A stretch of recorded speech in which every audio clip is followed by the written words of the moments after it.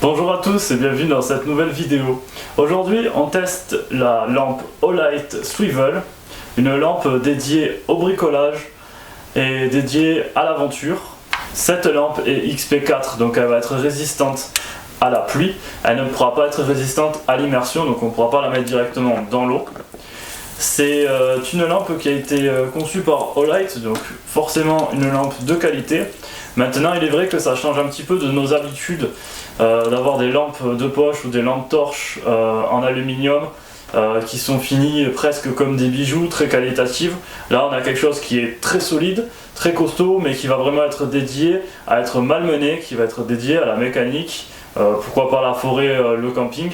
Mais voilà, c'est une lampe qui est un peu moins qualitative en termes de qualité, puisqu'on va être sur du plastique renforcé, on va être sur quelque chose du matériau dur mais pas du métal comme on a l'habitude de voir, mais qui a tout autant de solidité, qui pourra tenir largement sur le terrain sans problème. Donc en termes de packaging, quand on ouvre le paquet pour le produit,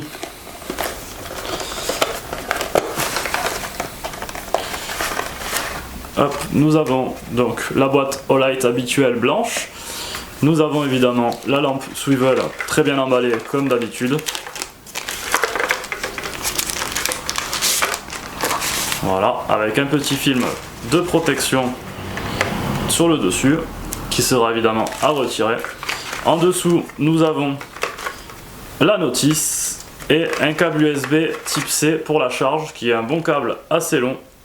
Donc ça c'est assez sympathique aussi. Donc les particularités qu'on va retrouver directement sur cette lampe, ça va être cette longue LED qui va permettre vraiment d'éclairer large. Donc on va avoir quelque chose qui a de la puissance mais qui éclaire très large, très diffus. Et ici nous avons une lampe un peu plus pour se servir, pour marcher éventuellement avec, pour se dépanner. Donc c'est une lampe qui est aimantée avec 3 aimants aux extrémités, un mousqueton pour la fixer avec ouverture vers l'extérieur. Je le stipule parce que ça m'a relativement surpris. D'habitude un mousqueton on a l'habitude de l'ouvrir vers l'intérieur, là c'est l'inverse. Et nous avons une possibilité de l'incliner à plusieurs types de degrés jusqu'à 180 degrés pour vraiment s'éclairer dans tous les sens sans problème. Donc là nous avons un mode à 12 lumens qui a une autonomie de 90 heures. Ensuite nous avons le mode à 160 lumens qui a une autonomie de 9 heures. Et le mode maximum qui est à la suite, là voilà, 400 lumens pour 5 heures d'autonomie.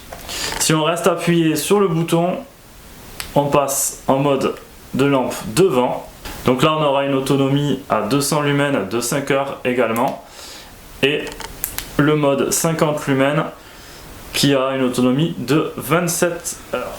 Donc ici on peut retrouver les indications sur la batterie, le taux de charge. Voilà, quand on allume ou on éteint la lampe. Et là nous avons l'USB type C, du coup, avec son petit capuchon en caoutchouc pour évidemment protéger des intempéries. Voilà, donc pour changer de mode, vous appuyez sur le bouton d'allumage et vous restez appuyé. Et ça va switcher sur l'avant. Voilà. Donc là on a mode 50 lumens, extinction 200 lumens. Donc comme je le disais précédemment, c'est une lampe de très bonne qualité, on peut remarquer les vis ici. On est vraiment sur un plastique très solide, donc on a quand même une bonne résistance aux chutes et aux maltraitances. Je vois très facilement cette lampe dans la mécanique, en voiture, prendre la poussière sans problème. Voilà, elle tiendra très bien dans le temps. Une petite réflexion que j'ai, c'est sur cette lampe chinoise qui est un petit peu une équivalence, bon, en moins cher mais en moins bonne qualité aussi. On a un petit mode qui est voilà, stroboscope rouge pour la sécurité, pour se signaler. En ce qui me concerne, c'est une lampe que j'utiliserai sur mon véhicule, que j'utiliserai sûrement à moto, c'est pour ça que j'ai la moto derrière.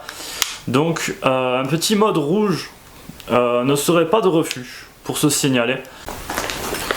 Donc voici mon sac que j'utilise à moto. Donc je vais utiliser le mousqueton pour ouvrir et essayer de le glisser dans un passant molle. Donc c'est un sac militaire. Voir si c'est possible de le glisser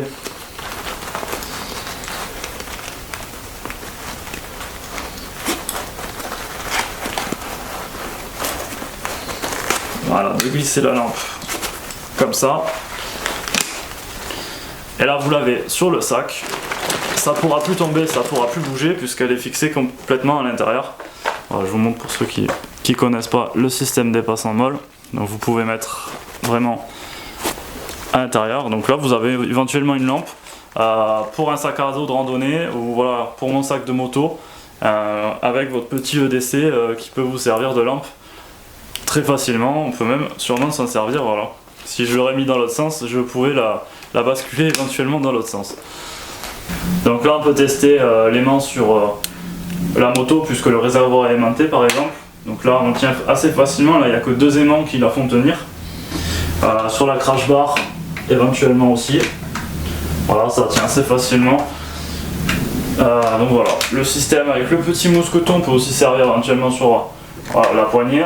C'est assez large. Voilà, j'ai mis dans l'autre sens. Sur le guidon, etc. etc.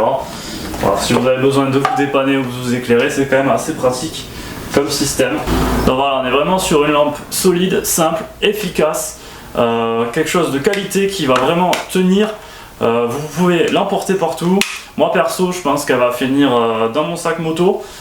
Sinon la deuxième utilisation que j'aurai du coup, ça serait en lampe dans mon véhicule, lampe un petit peu de secours, que je puisse poser sur la voiture, le véhicule, en cas de besoin, de panne ou d'accident. Voilà, c'est très rapide, on peut aussi la poser par terre directement.